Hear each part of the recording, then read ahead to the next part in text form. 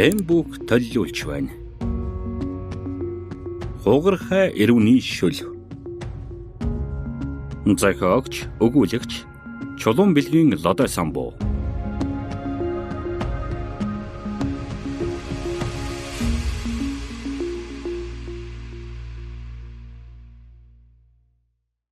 Улаанбалаар дугуулсан өгүүлбэр.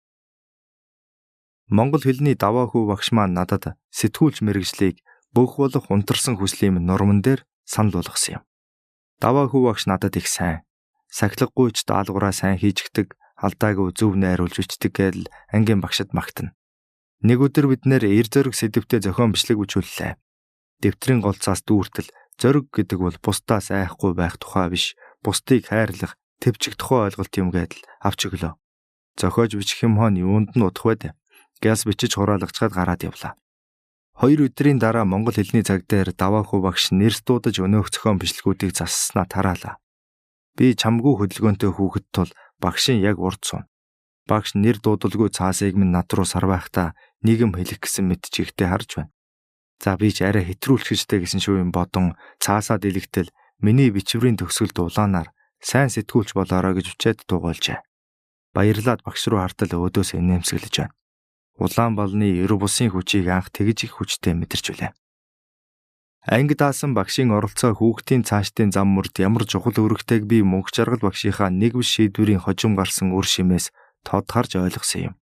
Ажлынх нь үр дүн үзүүлэлтийг хичнээн хойш татаж, чихнээс нь хон хуйж, ар араас нь асуудал тарьдаг хүүхэд байсан ч намайг чирсээр ахлах ангид оруулсан. Сургууль даяар хэрэг мандуусан тэр жилийн намар мөнх жаргал багш намайг хэдэн дүүргийн сургууль бүрээс нэг авьяаслаг хүүхэд сонгож хэлсүүлэх сэтгүүлч нэртэй хөтөлбөрт олон хүүхдийн өмнөр оруулж явуулсан юм. Өссөн орчноосоо хөдөө явахаас бусдаар холдож үзээгүй надад шинэ газар, өөрөөр орчинд өссөн олон хүүхдүүдтэй танилцж дотносох боломж өртлээ. Биднийг сонины редакцийн зохион байгуулалтад оруулж хүүхэд бүрд тодорхой булан хариуцуулж өөртөөр нь мэдээ бичүүлж дизайныг нь гаргуулах зэргээр бараг л дадлаг сургалт боллоо. Өөр газараас ирсэн олон хүүхэд дунд миний өөртөө итгэл дахин сэргсэн юм. Ингэж би 9-р ангид байхдаа сэтгүүлч мэргэжлийг хөдөлбөргүй сонголоо. Хүүхэд багадаа хэн болохоо нэг үзүүлдэг их ам дамжсан яриа байдаг. Намайг жаахан байхад телевизээр өдөр бүр цаг тутамд хөтөлбөр гаргахгүй. Өнжөөд нэг билүүдэ гардаг. Тэгэхдээ өдөөс хойш 16 цагт мэдээгээр эхэлнэ. Надад мэдээ эхлэхийн өмнөх хөтөлбөр танилцуулдаг хэсэг онцгой сайхан мэдрэмж төрүүлдэг байлаа. Эрэгтэй нэвтрүүлэгч гарч ирээд л хөтөлбөр эхэлж байна. 16 цагаас орой мэдээ, 16 цаг 10 минутаас сансрын хамгаалагч Волтрон хүүгэлтийн кино гарна гэдэл уншингаа дэлгэц рүү харна. Тэгээд л уншиж дууссан цаасаа гартаа сольж барьж байгаа нь хүртэл гой харагдаж сонсогддог байлаа. Миний баг эгч Баян дүүрэн багын лиг бүтээлч Чамбаа охин байсан. Манайх Төмөр замын 66 дугаар байранд би сургуульд ороогүй байсан үе. Доод айлын эмээ байсгээд л орж ирж загиндаг тул эгч намайг аль болох гүйлгэж хараалгахгүй тоглоом тоглуулахыг хичээдэг байсан шиг байгаа юм. Нэг өдөр эгч алюмины хайрцгаар хүрээ хийж тавиад надад аавын цагаан цамц зангааг зүүлгээд гарт маань хэдэн ширхэг цаас давхарлаж бариулаад за хоёулаа зурагт болж тоглоё гэлээ. Тэр үед телевизийн хөтөлбөрийг бараг л цээжээр мэддэг байсан тул нөгөө хоосон цаасаа эргүүлээд л төв царайлаад уншиж гарлаа. Эгч хайрцгийн нөгөө талаас намайг үзнэ. Ёстой хөөрхөн байна миний дүү. Одоо юу гарах вүлээ гэдэл. Тэгснэ. За сууж байгаад нөгөө өрөөнөөс магнитофон авчираад за эхэлгээд миний яриаг хуурцсан дээр бичиж ав. Тэрийгэ байн сонсож инээлдээд л ээжигээ гэртээ ирэхэд нь би зурагтаар гардаг хүн болсон гэж өнгөрчгүйгээд л. Тэр миний анхны эфир байлаа. Харин жинхнээс зурагтаар гарч аав ээжигээ ангаалгахдаа би 3 дугаар ангийн сурагч байсан юм. Балчир насны миний хамгийн сайн найз бол Базар Арагчаа минь байлаа. Сургуульд орсноос хойш бидний хамт байх цаг багасаад найзыгаа их санана. Базраа маань надаас дөрвөл сургуульд орсон юм. Тэгэхдээ Төмөр замынхаа биш, Монгийн 108 дугаар сургуульд. Базраагаа санаад болохоо байхаараа би сургууль дээр нь очиод цонхныг нь гадаа суучдаг байлаа. Ангийнхан нь ч сүүлдээ надтай найзалдаг болов. Өвлийн нэг өдөр өглөөнөөс хойш Базраагаа санаад болдоггүй. Нэгдүгээр цагийн араас бэлхаар шийдэж цүнх хувцаа бэлдэж байгаад хонх дуурахад багшийн араас харж байгаад гараад гүйчихлээ. Базраагийн ангийн цонх аврах шатны хажууд байлуу үгүй юу? Ямар ч байсан 2 давхард байх ангийнхан цонхоор харж болдог байсан юм. Дуудсаар байгаад гаргаад ирлээ. Тэр үед хамгаас илүү хийх дуртай зугаа цэнгэлийн ажил маань автобусаар зугаалах байлаа. Гаднаа Монгол-Японы төрийн далбаатай цэнхэр халаг автобус хамгийн гоё. Урд жолоочийн хажуу зогсоод л өөрөө барьж байгаагаар төсөөлж хорооллын этэс нөгөө тийш шар гадны эцэсгээд л явж өгнө.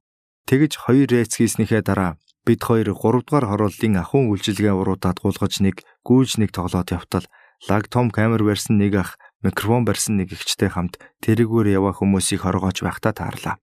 Дэрэгдэн очиж сонирхлоо. Та авзаг тэрэдгээд л хилээд өгчих гээд нэг ахыг л ятгаад байна.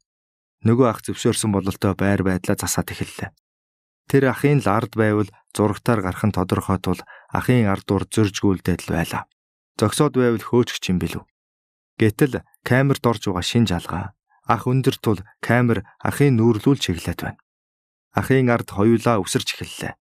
Тэр үед айлууд кабель тавиулж дэлхийн олон сувгууд үздэг болсноор хүмүүсийн хувцастай сайн огцом хувирч байсан үе. Ах нар рэп бүжиглэн малгайгаа янз бүр болгож өмснө. Манай гэрт East 17 хамтлагийн плакат байдаг байлаа. Тэд бүгд гой гой малгайтай. Ах маань тэдний нэгийг дуурайж малгайны маань оройг хайчилж уучиг унжуулад онгорхоо эсгийг нь гутлын үдээсээр уйчихсан юм. 7 одоо шиг тэгж оройг нь унжуулсан малгай өмсгөн тэр үеийн мод. Бид хоёр хоёулаа тийм малгайтай тул малгайныхаа үндсэн хэсгийг үсрэхтэй гараараа шидлээд л тэрэндээ хөөрч инээлдээд л жигтэйхэн ад жаргалтай байлаа. Сурвалжлага дуусаж бид хоёр тэндээсээ 7 байрны арын талан дээр очиж баахан гулглаа. Нар тонгоож хоёул нилээд өлссөн тул гэр гертэ орцгоолоо. Оройн манайхан цөм зурагтаа тойроод сууж байтал авзаг тэрэдгээд л нэг их сонссноор хэлээд мэдээ гарч байна. Удалгүй базраа бид хоёрын үсэрч гүйлдэж байгаа нь тодоостод гарах нь тэр. Ах бас баахан дөвлөсөн бололтой. Бид хоёр нэг бол хоёр тийш гүйлдээд нэг бол ард нь үсрээд ахын ярианы турш бүтэн гарлаа. Ээж дуу алдлаа. Хүүшээ энэ лодоо биш үү гэхэд аав харин мөншгөл байх юм билээ. Мөн байна шүү дээ. Нөгөөх нь базраа байна. Энэ хаана вэ? Хорооллоо гэснэ ээж энээж. Энэ нөхөр чинь ингээд хичээлээ таслаад явдаг юм байна шүү дээ. Хизээ явсан айн гэхэд нь айсандаа доошоо харлаа. Маргааш очиж багштай нь уулзгаас яана ингээд хичээлдээ явлаа гэж гараад тэнцэгдэг юм бах та. Жирийн үед ээж аав багштай уулзна гэдэг давж гарахад хүнд даваа тул энэ үгнээс их айдаг байлаа. Харин тэр өдөр бол жирийн өдөр байгаагүй юм. Базраа бид хоёрын хамгийн дурсамжтай аз жаргалтай өдрүүдийн маань нэг байсан. Хамгийн гол нь бид хоёулаа хамт зурагтаар гарлаа шүү дээ. Нэгэнд сэтгүүлч мэргэжлэр дээд сургуульд элсэхээр шийдсэн тул бусад хичээл хамаач алга. Даваа хүү багш дээрээ очоод багшаа сэтгүүлч мэргэжлэр конкурс өгөхөд монгол хэлний шалгалт авах байлгүй дээ те гэтэл монгол хэл голчлноо. Гэхдээ ерөнхий мэдлэг заавал шалгана. Одоо хугацаа тулчихсан байна. Чи нийгмийн хичээлээ бас сайн нөхөж судлаарай гэлээ. Сэтгүүл зүгээр сурахад хамгийн том нь Монгол улсын их сургууль. Тийшээ л очиж конкурс дэх тухай найзуудтай хэлдэл өгшөн мөс чин зүгээр л заах өгшөн. Хөл толгоо нь мэддэхгүй чамайг тэнд байгааг ч хүн мэдэхгүй. Нэг анги манг гэж байхгүй. Ангийн багш гэж байдаггүй гэсэн. Сүүлийн өгүүлбэрийн сэтгэлд ойр туслаа. Угаасаа байнга чихнээсээ зулгаалгаж анхааралд өртөж хөдлүүлж яваа сурчсан бидэнд ангийн багш чухал. Угаасаа ч дошондоо өсрээд л 100 хүн дотор амьдраад сурчсан хүнд 1000 хүүхэдтэй сургууль гэдэг сонсгоос ч залхмаар. Өөр ямар сургууль байдаг үлээ гэтэл нэг нь хүмүүн л гоё гэсэн. Огт нь хөөрхөн. Бас л сүүлийнх нь өгүүлбэр сэтгэлд ойр туссан тул ямар ч байсан хүмүүнлэгийн ухааны их сургуульд конкурс өгөхөөр боллоо. Юмыг яаж мэдвэ? Өөр ганц нэг сургууль шалгалт өгнө гэтэл ангийн маань нэг охин энэ хагас санд хажуугийн соёлын төв оронд ихтэй сургуулиудын өдрлөг болох юм байлээ. Тийш очихгүй юу гэв. Өдрлөг дээр очлоо. Их танхимын үүдээр хан дагуулад тус тусын ширээгээ засаад танилцуулга самбаруудаа өлгчээ. Зах шиг л байна. Манай дор, манай ах гоё, саксны талбайтай ашигч баг шиг. Явж байтал нэг хүүхэд гарт маань танилцуулах материал атгуулчаад яваад өглөө. Хартал хар цагаан зургуудтай, цагаан дээр цэнхрээр дайны хөрөнгө оруулалттай хэвлэлийн хүрээлэнгийн дэрэгдэх сэтгүүлч коллеж гэд бичигч. Коллеж гэдэг чинь 8 дугаар ангита улаан шугамны доор орсон хүүхдүүдийн эсдэг сургууль үсттэй гэж бодоод танилцуулах материалыг ихвээсийнхэн дагуу нуглаад ард талыг нь хартал дадлаг давмгаалсан сургалттай гэдэг өгүүлбэр нүдэнд туслаа. Нөгөө 9 дугаар ангид явсан сэтгүүлч хөтөлбөр маань санагдлаа. Энэ хаана байгаа юм бол гэж бодоод хайсаар очлоо. Энэ коллеж гэхээр 10-аад өсөж чадаагүй хүүхдүүд эсдэг сургууль гэсэн үг үгээд шууд асуудал. Үгүй ээ, ялгаагүй л бакалаврын зэрэгтээ төгсөн шүү дээ. 4 жил сурна. Танилцуулга дахин нээж харлаа. Эхний өдрөөсөө л сэтгүүлчээр ажиллаж эхэлдэг гин. 2 дугаар курсээсээ уртын дадлагад гардаг, барууны сэтгүүл зүгээр сургалтын хөтөлбөрөө боловсруулсан, манай сургууль дээр хэвлэлийн баг хурлууд болдог гэд нэрэл зурагтаар байнга гардаг хэвлэлийн хүрээлэн гэсэн бичгтээ цэнхэр хөшгөтэй танхимын зургийг нийтэлжээ. Удахгүй манай дээд курсын эгч болох Амар Заяагийн микрофон бариад ярьслага авч байгаа. Ард нь мөн л нэг оюутан бололтой залуугийн камер барьчихсан зогсож байгаа зураг нүдэнд байн тусаад байсанд би эрс шийдлээ. За хүмүүнлэг энэ хоёрт л үгүй. Угаасаа тэгж олон сургууль тушаах мөнгөч байхгүй. Конкурс өгөх өдөр боллоо. Сургуулиудын өөрсдийн гаргасан хуваарийн дагуу эхлээд сэтгүүлч коллежид очив. Надтай хамт бидний бүлтүүч гэж дууддаг Болд Эрдэнэ найз маань хамт явсан юм. Туукагийн маань уяал. Хөгжилтэй, цэвэрхэн, царайлаг залуу. Хэвлийн хүрээлэн гэсэн бичгтээ цагаан байшингийн 3 давхурд гарлаа. Хүүхдүүд сууж байна. Өөдөөс нэг их нүдэрээ ивж инээсэн тайрмал өстэй нүдэнд дулаахан гихчирээд зааварлагаа өгч шалгалтанд орох дараалалд суулгалаа. Тэр хүн бол ойрын ирээдүйд манай анги даасан багш болох инх тагтаа маань байсан юм. Шалгалт эхэллээ. Эхлээд тест бүглүүлж байна. Мэдхээ тэгсгээд мэдэхгүйгээ логикоор бодож байгаад л бүглэж орхилоо. Угаасаа сэдв төрөл хамаагүй холилдсон тест байна. Бас нэг эсэ бичгэн.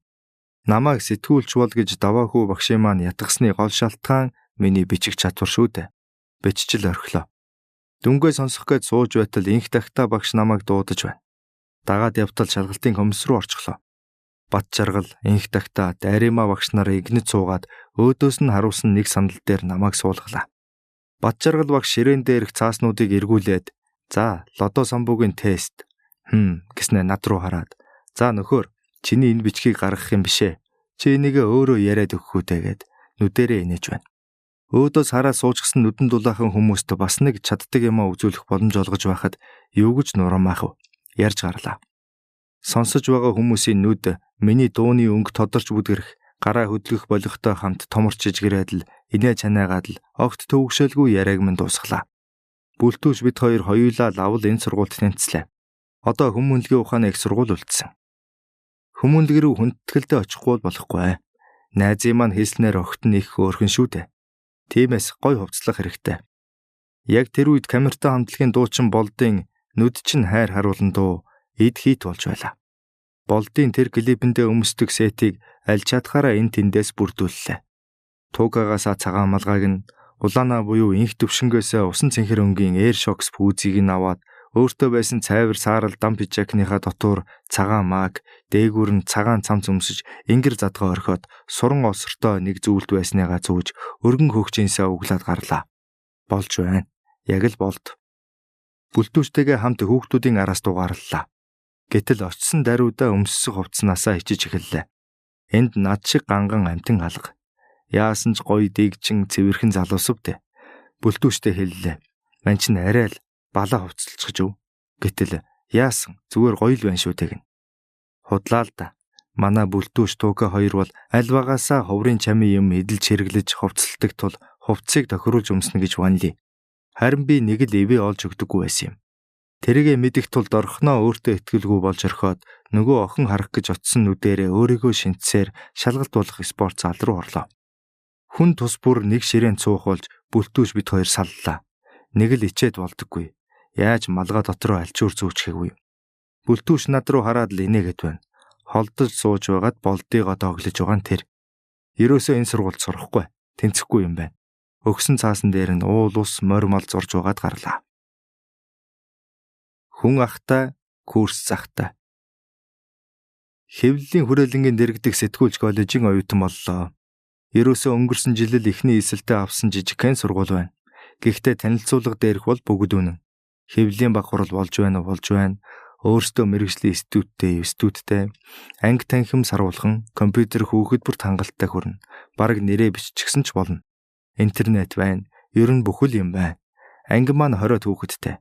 Надтай нийлээд 3 залуутай. Сэд Базар, Батуулд би. Бүлтүүч маань ар гэрийн шахалтаар Төмөр замын коллежид манай Туукатай хамт хэлсэн. Дээд ангид ч бас ирчүүд нь цон. Курсын ялгаа гэх юм байхгүй амар. Эхний өдөр ангийнхантайгаа анги танхимуудтай танилцаж тэгсгээ тарлаа. Маргааш нь компьютерийн ангид хичээл орж байтал ангийн маань хөвгүүд нэг нэгээрээ ангиас гараад л сонин царайлж орж ирээд байлаа.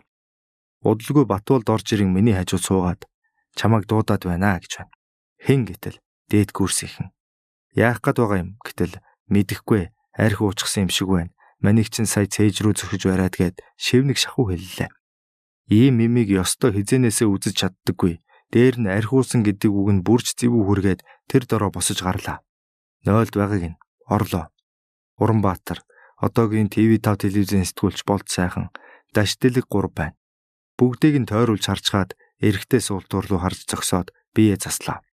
Нөгөө 3 намайг дуустал сонсож зогслоо. Ойлгомжтой. Надаар лав оролдохгүй юм байна. Дуусгаад усаа татаж хувцаа тайвангагч засаад эргэлээ. Бүгдийг нь дахин нэг тойруулж харцгаад гарах гэтэл Уранбаатар гараа хананд нааж нуруугаа шахаад намайг хааж зогслоо. Тэр дороо толгой цусаар дүүрэх шиг маналзаад гарыг нь цохиж холдуулаад яах гээд байна гэдэг айртал Даштилэг бушуухан хурчиж 2 гарыг минь хашиж бариад за зүгээрээ өгшөө. Яагаад ч үгүй шүү дээ. Болийг нь. Бусд нь чив чимээгүй. Ашгүй асуудал хүндэрсэнгүй. Уранбаатар руу хуруугаараа зааж зүгээр угаараа чи гिचгээд гарч ангитаа орлоо. Угаасаа насны хол зөрөөгөө тул болцайхан Даштилэг хоёртой явандаа сайхан найзууд боллоо. Харин Уранбаатар тэр өдрөөс хойш дахиж ирээгүй юм. Харин Батболд маань энэ явдлыг ангийнхаа охидод байсгаад л ярьдаг байлаа.